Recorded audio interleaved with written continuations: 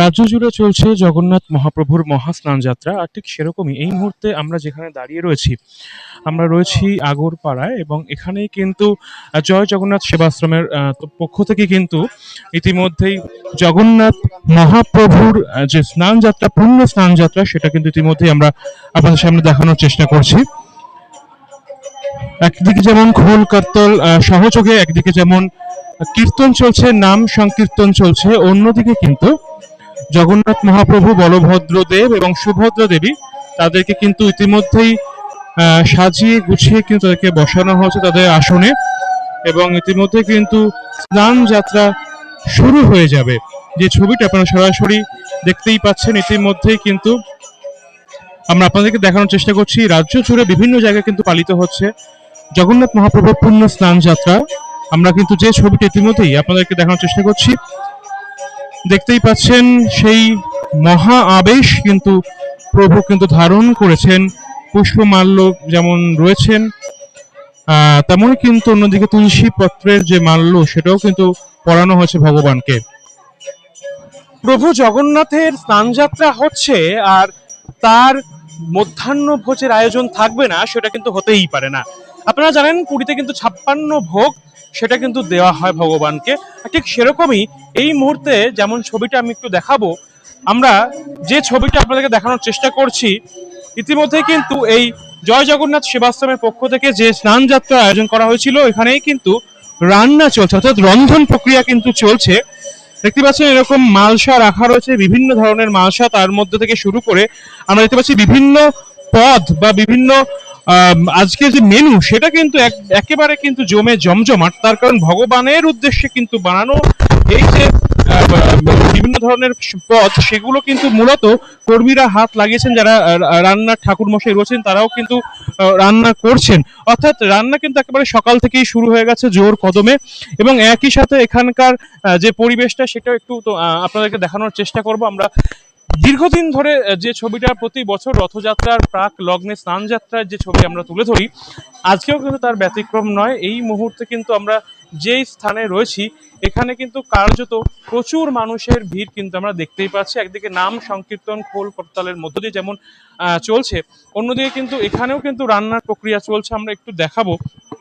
ইতিমধ্যে কিন্তু প্রচুর মানুষ তারা কিন্তু এসছেন এবং স্বাভাবিকভাবে ইতিমধ্যেই দেখতেই পাচ্ছেন যে সকাল থেকে কিন্তু রান্না শুরু হয়ে গেছে। রন্ধন প্রক্রিয়া ভগবান জগন্নাথকে আজকে উদ্দেশ্য করে তার স্নানযাত্রার পুণ্যতিথিতে যে ছবিটা আমরা এখানে দেখতে পাচ্ছি, ইতিমধ্যেই কিন্তু বিভিন্ন ধরনের সামগ্রী রয়েছে, ডালের বড়া থেকে শুরু করে আমরা দেখতে পাচ্ছি রয়েছে বিভিন্ন ধরনের তরকারিও রয়েছে। আমরা একটু এখানে যিনি দায়িত্বে রয়েছেন, আমরা একটু কথা বলে নেওয়ার চেষ্টা করবো তার সাথে।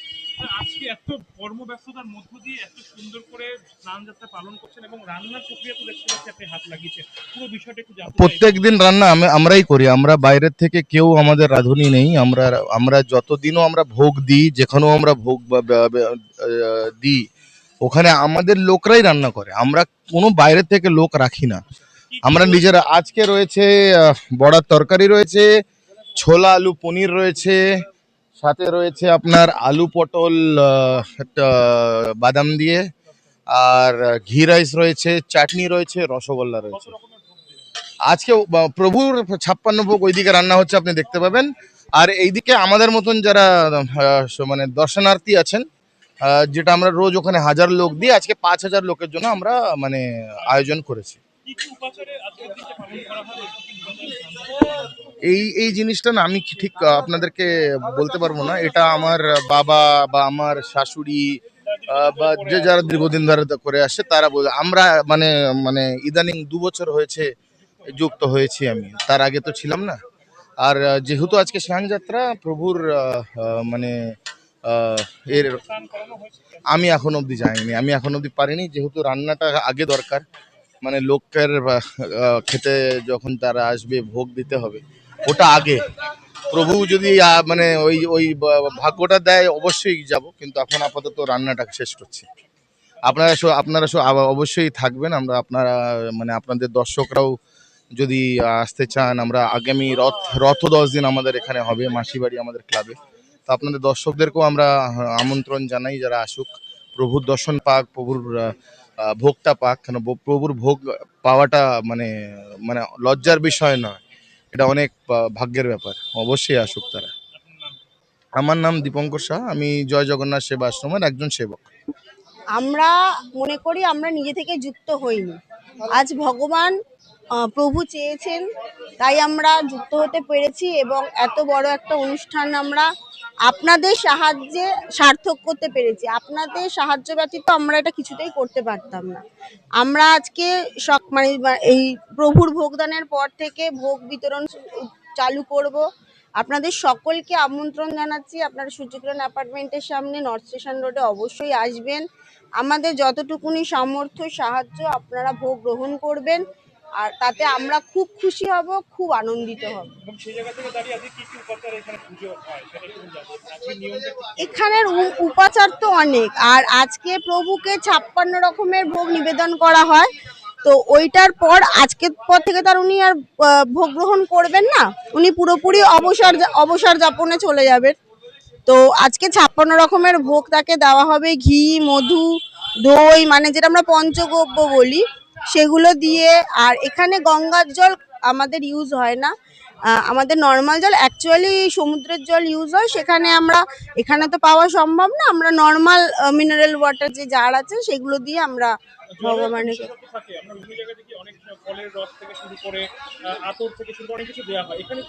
না, আমাদের এখানে আতর, অগরু, যেগুলো ফলের রস দেওয়া হয়, কিন্তু জলটা যেহেতু পার্টিকুলারলি ওটা আমরা গঙ্গা জল উৎপন্ন করতে পারি না। কথায় আছে যে ভগবান বিষ্ণুর চরণের কেড়ে আঙুল থেকে গঙ্গার উৎপত্তি হয়েছে, তো ওই জন্য বিষ্ণু, মানে আমরা তো ওনাকে নারায়ণ হিসেবেই পুজো করি, উনি নারায়ণেরই রূপ, তো ওই জন্য ওনার পুজোতে গঙ্গার জল দেওয়া যায়।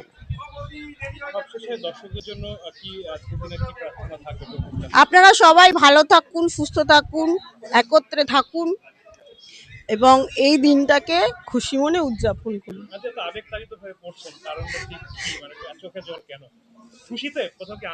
অবশ্যই, মানে কি বলবো যে পয়সা হয়তো সবাই খরচা করতে পারে, কিন্তু উনি কার কাছে যাবেন সেটা উনিই ঠিক করে, একদম।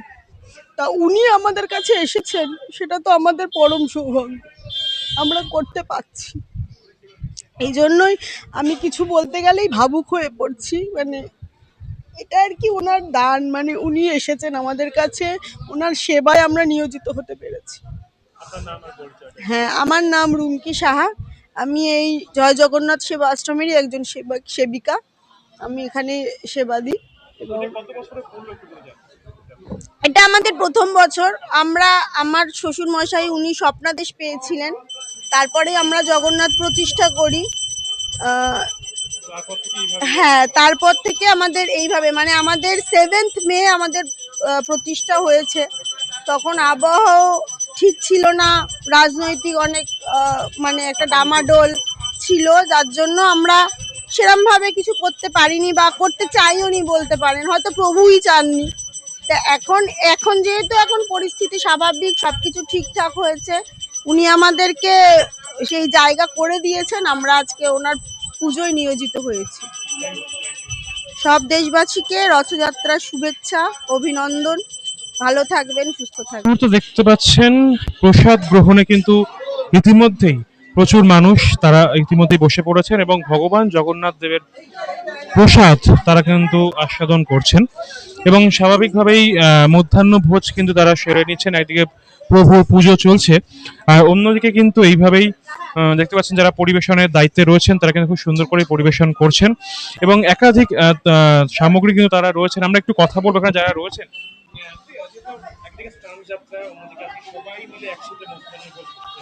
কেমন লাগছে? খুব ভালো লাগছে।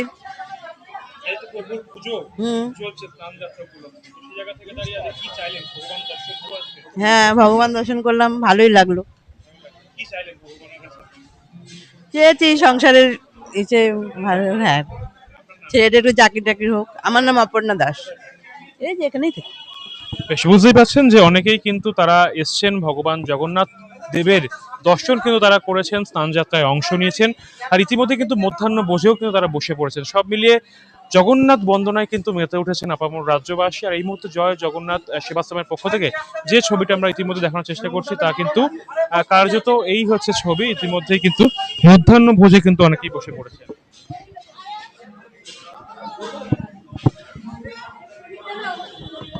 অর্থাৎ আমরাও আশা রাখবো ভগবান জগন্নাথ দেব তিনি সকলের মঙ্গল করুন, সকলের ভালো রাখুন, এবং জগতের নাথ জগন্নাথ তিনি জগৎকে যেমন একদিকে ধারণ ও পালন করছেন, ঠিক একইভাবে সমস্ত দুষ্ট শক্তির বিনাশ ঘটিয়ে জগতে শুভ শক্তির উদয় হোক, এটুকুই আমরা ভগবানের কাছে প্রার্থনা করি। আপনারা সকলে ভালো থাকবেন, সকলকে স্নান যাত্রায় আন্তরিক প্রীতি শুভেচ্ছা এবং অভিনন্দন। উত্তর চব্বিশ পরগনা আগরপাড়া থেকে ক্যামেরায় রোহিত রায়ের সঙ্গে শুভঙ্কর দেব রিপোর্ট, R24 কলকাতা নিউজ। এখন আপনার সন্তানের উজ্জ্বল ভবিষ্যতের একটাই ঠিকানা, নীল শিক্ষা নিকেতন কোচিং সেন্টার। এখানে সপ্তম শ্রেণী থেকে স্নাতক শ্রেণী পর্যন্ত কলা বিভাগের সমস্ত বিষয় যেমন বাংলা, ইতিহাস, ভূগোল, শিক্ষাবিজ্ঞান, রাষ্ট্রবিজ্ঞান সহ পরিবেশবিদ্যা পড়ানো হয় একই ছাদের তলায়। এবং এখানে নোট সহ টেক্সট বইও খুঁটিয়ে বিস্তারিত আলোচনা সহ সহযোগিতা সম্পূর্ণ পরিবেশে পড়ানো হয়। তার পাশাপাশি এমসিকিউ এবং বৃহৎ কোয়েশ্চেন ভিত্তিক মক টেস্ট নেওয়া এবং জিওগ্রাফি প্র্যাকটিক্যাল এবং অনলাইন ক্লাসেরও সুব্যবস্থা রয়েছে। তাছাড়া এখানে স্নাতক স্তরে নতুন সেমিস্টারের সাজেশন ভিত্তিক পড়াশোনাও হয়ে থাকে। 20 বছরের অভিজ্ঞতা সম্পন্ন প্রশিক্ষক চৈতালি চক্রবর্তী। স্থান সোদপুর ঘোষপাড়া সরণী সংঘ ক্লাবের নিকটে। তাহলে আর দেরি কেন? সময় নষ্ট না করে আজই ভর্তি হতে যোগাযোগ করুন এই নাম্বারে 9123823226।